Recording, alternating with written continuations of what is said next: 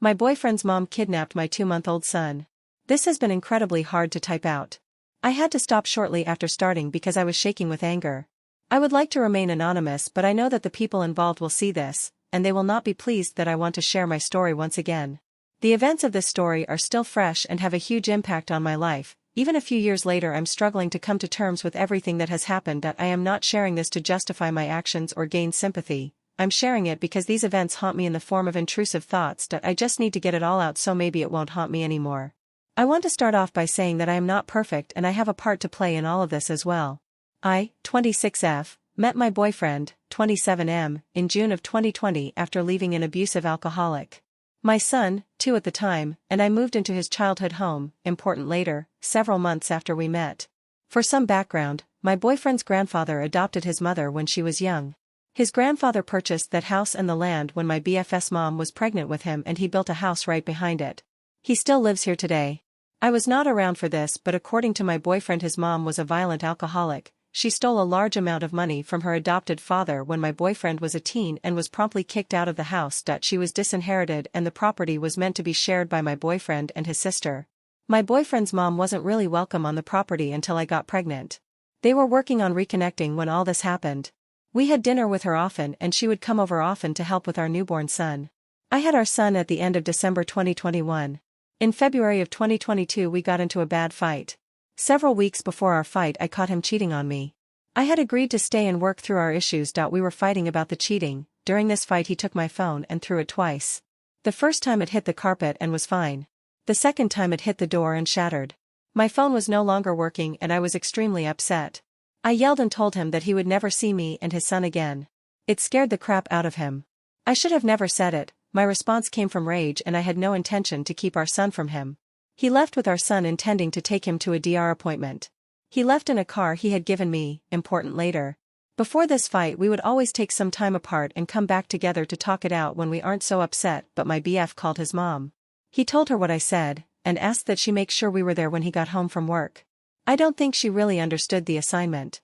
He had texted me saying his mom was going to take my son to her house in a different city to watch him for the day. I protested and said no. That's my son and I want to be with him. He said she would just come to the house to help me. Something in my gut said this was wrong. I packed an overnight bag intending to stay with a friend for the night and got onto my laptop to reach out to a friend.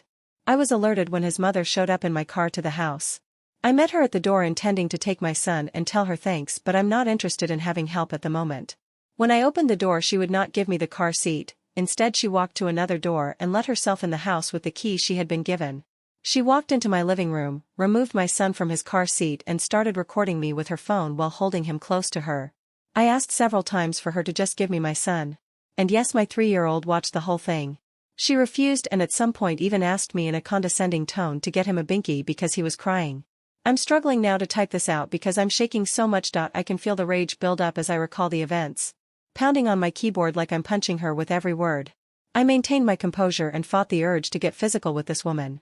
I said to her, "We have guns in this house. If I call the police your son will get in trouble for having them." At the time we thought he wasn't allowed to be in possession of firearms. She didn't respond. By this time my friend had shown up to give me a ride and we went outside to calm down. I went back inside to grab a sweater and my boyfriend's mom was on the phone with police telling them I threatened her with a weapon. I waited outside for the police and after some time called them myself to make sure someone would be there soon. The officers took both our statements. I mentioned that my phone had been broken and that's what started all of this and explained that I was very flustered when I mentioned the guns to his mother and had not intended to threaten her. The officers told her she had no right to keep my son from me. She had to give him to me and then leave because I was the only guardian at the house. Her solution? She called my boyfriend who left work to take custody of our son. He believed that I called the police and threatened his mom. He was charged for breaking my phone but not arrested. I chose to leave because I was afraid of going back into the house. I was told to call DVSAS, the Domestic Violence and SA Support Services, and explain what happened. The person I spoke with immediately got CPS involved. CPS contacted me the next day and I felt like my life was falling apart. I was trying to get a hold of my boyfriend but he had been ignoring me. I didn't know what was happening with our relationship or if I even had a home. I was inconsolable. CPS did a welfare check on my son after speaking with me and the whole conversation was recorded by my boyfriend's sister. In the video they tell the caseworker that I'm a neglectful partner and mother. They tell them I'm on drugs and mentally unstable. His mother even goes on to tell them I lied about being abused by my oldest son's father, the alcoholic. They even told them they had been thinking about calling for a while. He was only 2 months old. Absolutely none of this was true. I smoked the green stuff, but that's it. I know all this because I've seen it. I listened for almost an hour while they degraded my character so that I would potentially not see my kids again. I took care of my kids and her son. His mother had convinced him that I was a bad person and he could find better within 24 hours of the initial fight.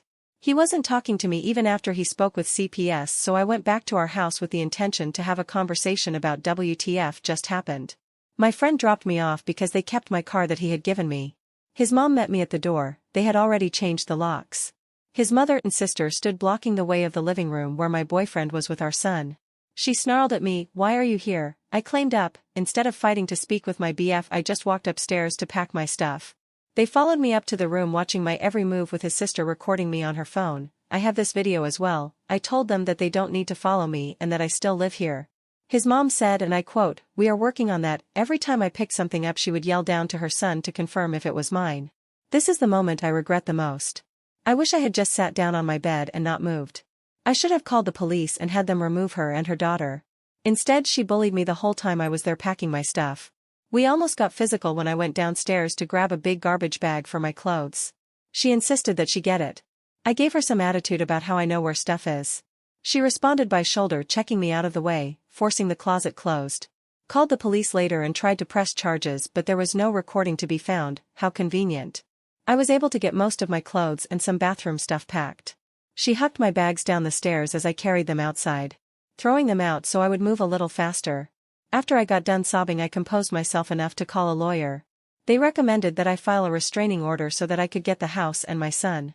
I really didn't want to do that.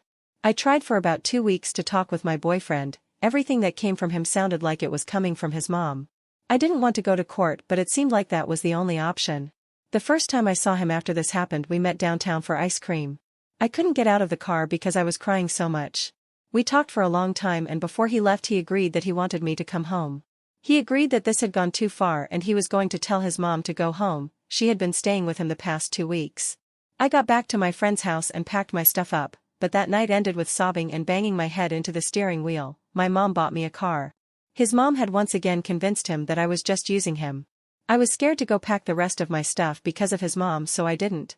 He gave me some things here and there, but that last time he gave me a letter from his granddad saying I was evicted and would need be welcome back. Not a legal eviction. That was the final straw. I called my lawyer and filed a protection order that included the house we shared and our son. The order was granted and he was served at work while his mom was watching our son. Now I'm not sure if the police went to his house first and alerted her or if he called her, but when I got to the house no one was home and the doors were all locked. I was livid. I cried for hours in the driveway just begging the God I don't believe in to let me see my son. I called the police. They said that they couldn't physically take my baby from her. I called his mom. I texted her. My dad called her and begged her to give me my son that he hasn't even met yet. He was told she won't be getting her son back until she gets drug tested. All of the events just blur together, so it's hard to remember the timing of everything. I believe it was the next day I was on the phone with police in her county. I explained what was going on. They told me to get a hold of my county's sheriff's office as well, so I did. I also called my caseworker with CPS because I just didn't know what else to do. I was contacted again by the initial officer I spoke with who went to her home looking for my son. Her BF at the time answered telling them she was in our town currently at a meeting with a lawyer, probably trying to figure out how she could get custody of my son. I had such a strong feeling that I needed to go to the house. My mom instincts just knew my son was there, and he was. The driveway has an alarm, so they knew I was there. I didn't bother getting out of my car. His mom came out yelling at me, but I was unfazed, on the phone with the police. After they arrived she insisted that they live here and they are allowed to stay.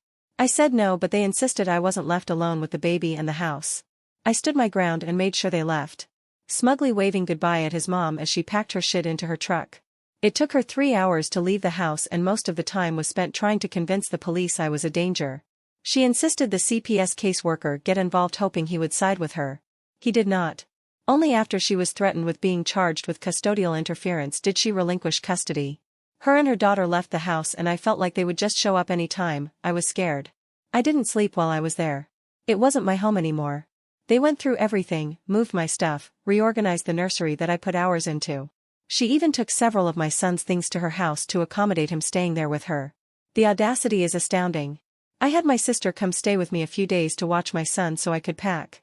I took everything that I needed from my mom's and packed the rest into the garage.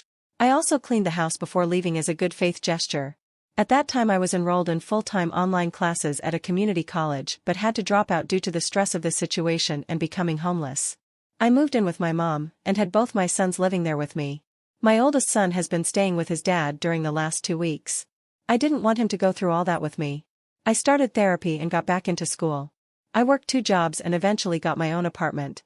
After the restraining order was lifted, I let my son see his dad. It was a tearful reunion and he realized a lot after spending that time away from his mother. I strongly believe that she is a narcissist that was manipulating him to get what she wanted. We decided to work on things and he stayed with me at my apartment. His sister moved in to keep him company. I think it was really just to make sure I didn't come back. As of now I live in the house they kicked me out of with my boyfriend and our kids. We have gone no contact with his mother and sister. I didn't plan to move back in, but after some issues between his grandfather and sister she was asked to leave and I was allowed to move back in. This story does continue with a nasty smear campaign, another restraining order being filed and a long drawn-out eviction process. I will fill you in on how we go here once I'm ready to dredge it all up again.